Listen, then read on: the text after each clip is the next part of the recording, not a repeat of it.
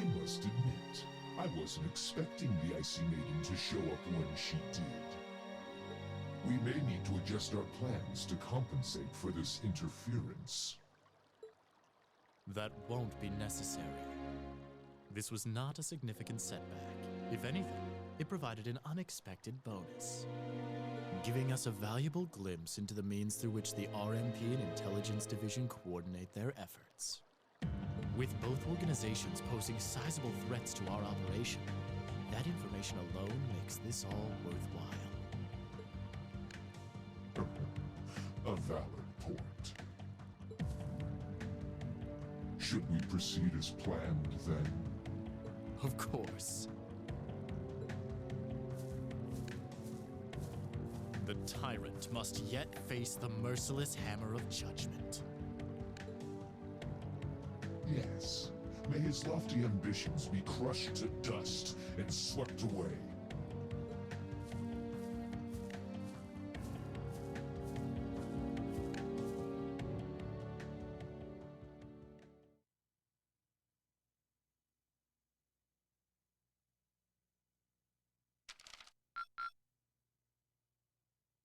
Drinks are on me someday.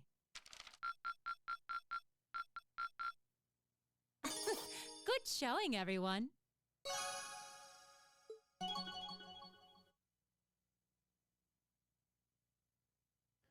I guess to pull off this the one quest, I would have had to did it before I ever got the wallet.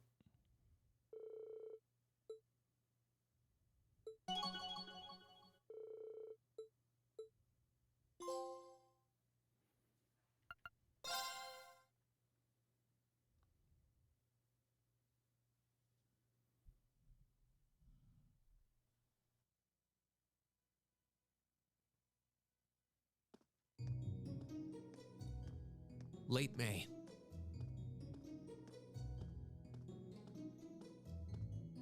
The lino flowers that painted Trista's spring fields had faded, replaced by lush greenery and a refreshing breeze.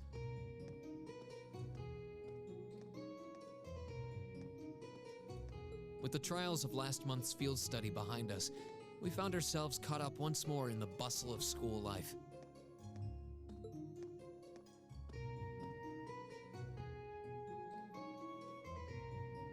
Both our combat training and academic studies continued to become more and more demanding. But May also heralded the beginning of specialist classes more befitting a military academy.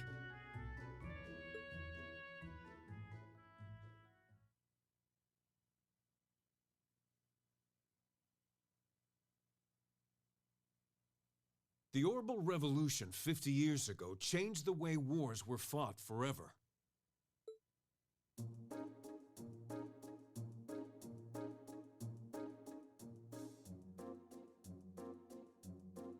There are a number of reasons for this fundamental change, but 4 factors in particular that I would argue to be the most important. The first is the invention of orbital guns, cannons, and other weaponry. The increased accuracy of these weapons, as well as their ease of maintenance and manufacture, instantly rendered all other firearms obsolete. The second factor is the associated mechanization of the military. Orbital technology led to the formation of armored divisions made up of tanks and armored cars. The impact this new kind of tactical unit had on the battlefield, with its enhanced offense, defense, and mobility, cannot be overstated.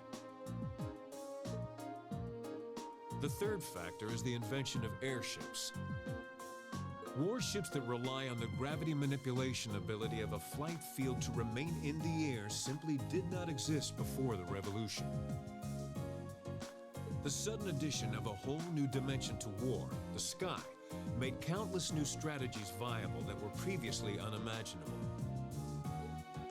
And the last factor is the creation of an entirely new practical science, which may be the biggest, most important change of all. Without orbital technology, such a concept would scarcely even have been conceivable, but now we'd be virtually crippled without it.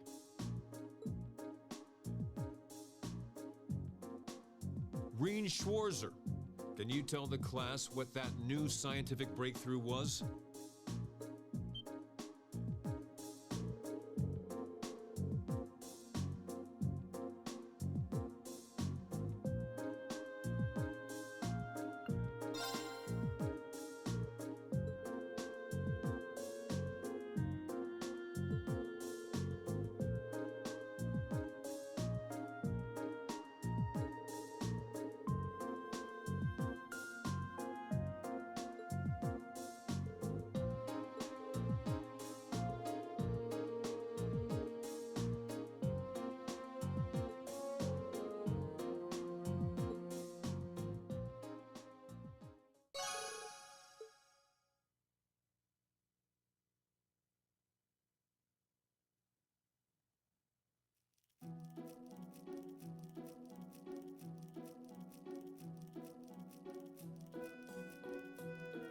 Why did Lady Laura have to be placed in a class like that? I was truly looking forward to studying alongside her. Is that girl next to her not the one who scored the highest on the entrance exam? I believe so, though I also hear she's a mere commoner. There's something about that silvered-haired girl that I find oddly soothing. I wonder if she'd let me stroke her hair if I were to ask nicely. That's quite enough idle chatter. We are members of Class 1. We are above such droll behavior. As well, we cannot allow ourselves to be bettered by that rabble, even in something as insignificant as the culinary arts. Of course not. I'm so accustomed to our chef doing all of the cooking, however, that I must admit I'm finding this all rather challenging. Could they make it a little less obvious they're talking about us? I mean, seriously. It stands to reason they'd be curious about our class. It's hard to blame them for that, at least. I think you've whisked that plenty already.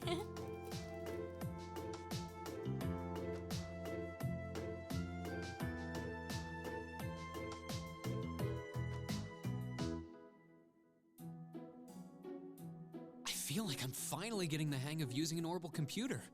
Likewise. I was lost at first, but it's slowly beginning to make more sense. Well, it is cutting-edge technology here in Erebonia, so I think most people are confused until they've gotten used to it. Machias and Usus both picked it up surprisingly quickly, though. Yeah, but academics are their thing. And I'm pretty sure Machias has been interested in computers for a while, too. Usus also seems to get the hang of things far quicker than most people, even if he's not interested in them at all. Which probably just adds insult to injury for Machias. I'll bet. I hear they were really butting heads during last month's field study. They were. At one point, things almost took a violent turn. We were able to hold them back, but I don't think we could have kept them under control for long if Instructor Sarah hadn't arrived. We really need to do something about them, but I have no idea what. I don't either, but you're right. This has gone on for way too long as it is. It needs to stop. Rein Schwarzer. Huh? Isn't he from Class 1? Patrick, is it? That is correct. My full name is Patrick T. Hyarms. I don't believe I need to say anything more than that. What? So, you're from the Hyarms family. Are they prestigious? About as prestigious as they come. The Hyarmses are one of the 4 great houses. Though they're slightly lower in rank than the Albareas. I'm sorry. I meant no offense. It doesn't matter. I didn't come here to talk to commoners or foreigners. I came to bring gladsome tidings to you, Rein Schwarzer. I am generously extending you welcome to make use of the accommodations on the 3rd floor of the Student Union building. You mean... The 3rd floor? That's where the Nobles Salon is, right? Your father may be a mere baron, but that still makes you a noble. And though you've had the misfortune of sharing a class with this riffraff, I have decided to use my good name as a member of the High Arms family to afford you the privilege of joining us. I do hope you appreciate it. Well, how can I turn him down politely? This hardly strikes me as the best place to be recruiting new members.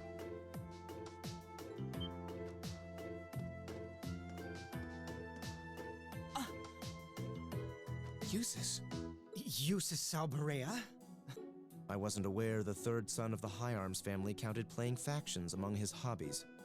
If you wished for company in the salon, should you not have come to me first? You? You've been invited countless times. You simply choose not to come. Despite there being no shortage of second years practically begging for your company. I have no interest. Suit yourself then. But you, Schwarzer, make sure you think long and hard about this. If you care about your future, you need to start thinking about the connections you're making and the sides you're taking.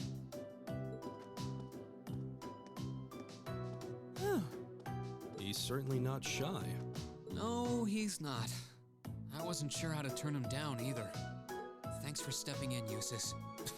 I wasn't trying to help you. But I did cause you some trouble during last month's field study, so no, that's all. Last month's field study? Is he... Yeah, I think he means the run-in we had with the provincial army. Ah, so he feels partially responsible for his family's actions then. He must have been looking for a way to apologize to you. Huh, I guess he has a nice side after all.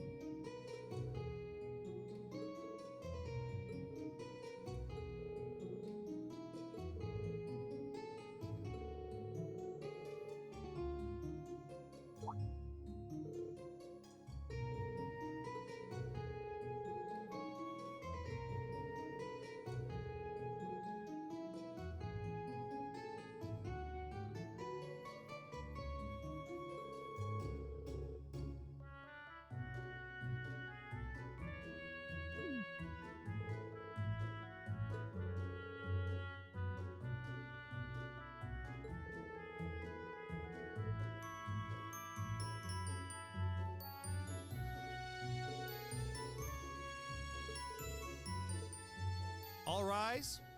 Bow. Well, I'll see you later, Reen. Later. Oh, are you two going to club activities today? Yeah, I am. Did you want to have dinner together later? We've been eating in the cafeteria an awful lot lately, so maybe we could go to the cafe in Trista today for a change of scenery? Sounds good to me. You want to just meet up in the entrance hall later? Sure. See you then.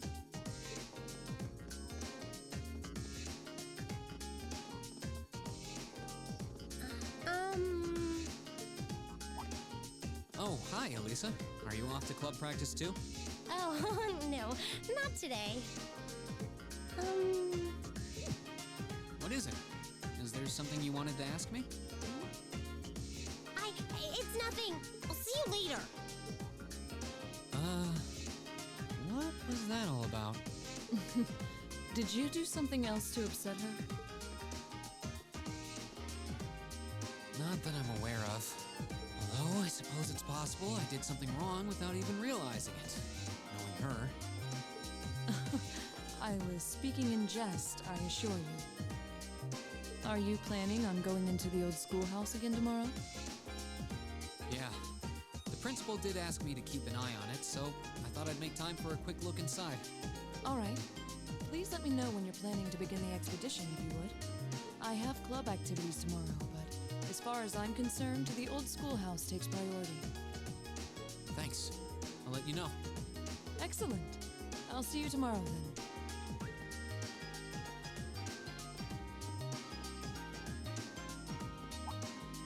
You're in the chess club, aren't you, Machias? Or are you planning on studying in the library? Since when was it any of your business what I choose to do after class? No, I just... Have I done something to upset you? Not especially. It's actually my fault for being deceived so easily in the first place. Oh. Let's just say I haven't got a drop of noble blood in my veins. So I guess we're all on equal standing here. I'm really sorry. I wasn't trying to deceive you. I just... Save your breath. Whether you're a noble or not is beside the point. The bottom line is you lied to me, and I simply cannot trust those who lie. That's all there is to it.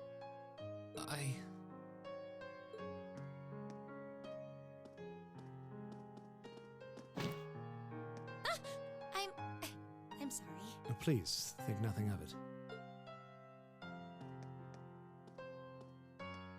Oh, am I intruding?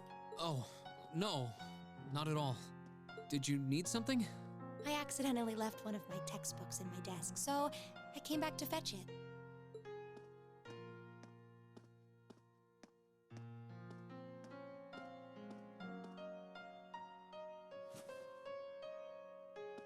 Ah, here it is.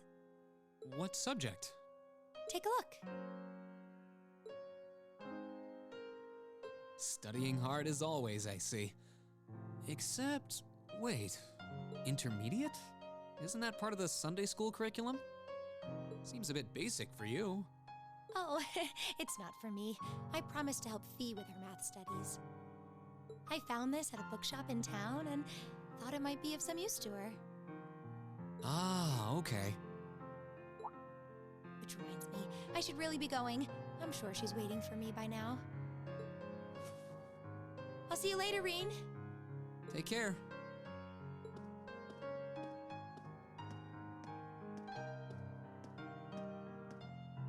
And don't worry. Huh? I'm sure Machias doesn't hate you or anything. If you can find some way of making him realize how you feel, I'm sure he'll understand. It's just getting through to him that might be tough. Yeah.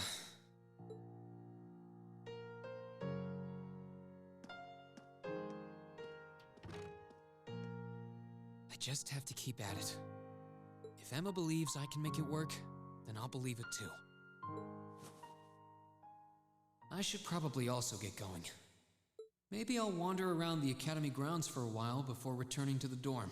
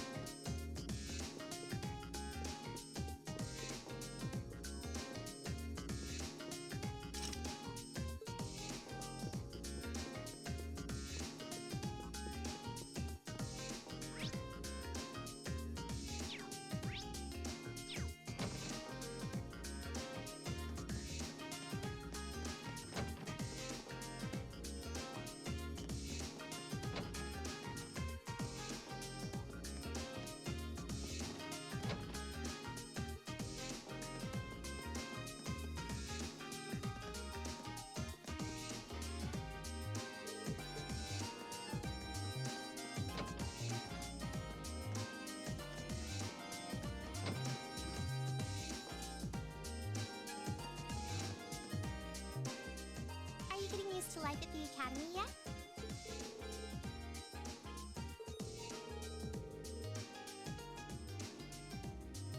That's good to hear.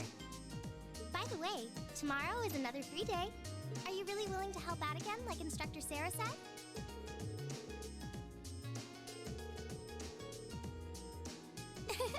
Thanks a lot, Reen. I really do appreciate it.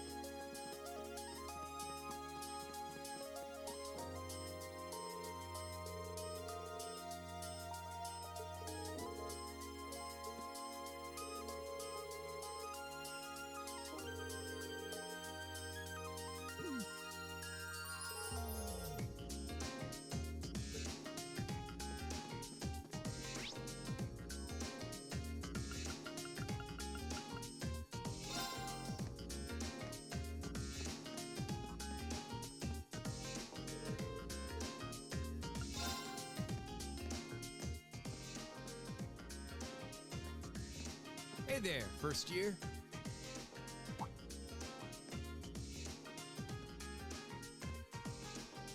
Oh, it's you. I'm not going to play along with your scams this time, so you might as well be on your way. I wasn't trying to hustle you before, honest. Did you, figure out how I did it, though?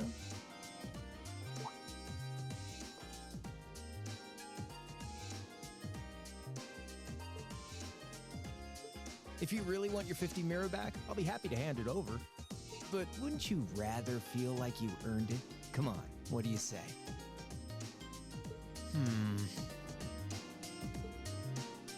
There had to have been a trick to it. Some form of sleight of hand. Something that wasn't as it seemed.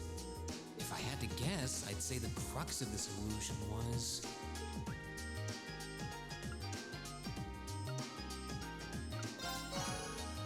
Of course! I'm pretty sure he had a bag at his feet. Which means... You threw the coin in the air, but let it fall instead of trying to catch it. You let it fall right into the open bag, lying in wait for it at your feet. Am I right? Yeah, not bad. I wasn't expecting you to figure it out so quickly. So I was right. Yep, spot on. And a promise is a promise, so here's your 50 mirror back. Sorry. I've only got 10 mirror on me. Ugh, it's fine. Just forget it. It's only 50 mira. You can keep it. Oh, really? Well, that's mighty generous. Hey! Stop trying to leech money off innocent first years, you louse. Oh, crap. It's the she-devil. What?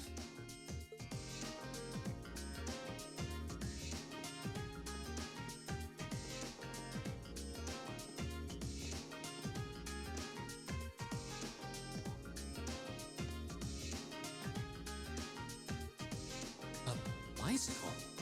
No, it looks like it's powered by orbital energy. Wait, I've seen this girl somewhere before. You're Reen, I take it. I've been hearing all about you from Toa and George. Sounds like you pulled off some pretty amazing stuff in your field study last month. I'm surprised you know my name, actually. I didn't think I'd been doing anything worthy of such attention. Guess I should still officially introduce myself, though. I'm Reen Schwarzer. It's nice to meet you. Same.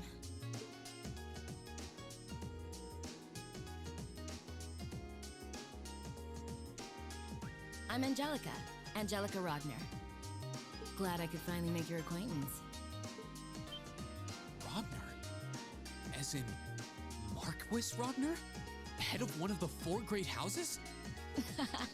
Same reaction every time, I swear. Yeah, I'm his unworthy daughter.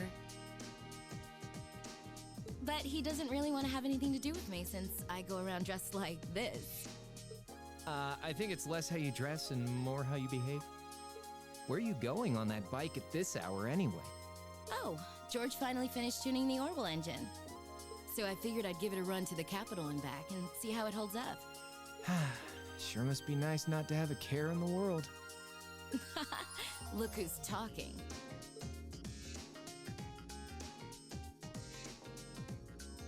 So you do ride it like a bike. Wow. Well, catch you later. I'm thinking of putting in a request for you sometime. If I do, I'd sure appreciate a swift response.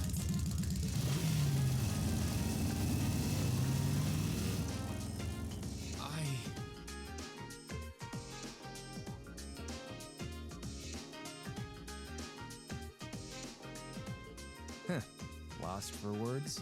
That's a little something George put together a while back. He calls it an orbital bike. Pretty cool, huh? It is. It's kind of like a steel horse. I'm guessing you can't buy those in any shops? Nah. The Ruhr Institute of Technology started putting that one together as part of a test. Then George finished it off. Angelica put up the money for the parts herself. Oh, but Toa and I helped out too. Sounds like it must have been a pretty challenging project. Are you on good terms with Toa and George then? Angelica said she'd heard all about me from them. Maybe you had a little something to do with that too? Well, we're all from different classes, but we've kind of stuck together for a while now. Come to think of it, I never did introduce myself, did I?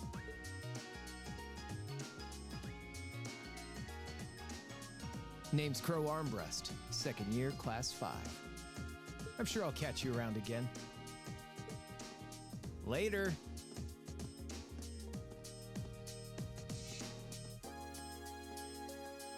So, his name's Crow, huh? Angelica's the daughter of Marquis Rogner, Toa's the student council president, George is head of the engineering club. It seems like every second year I meet is somebody important.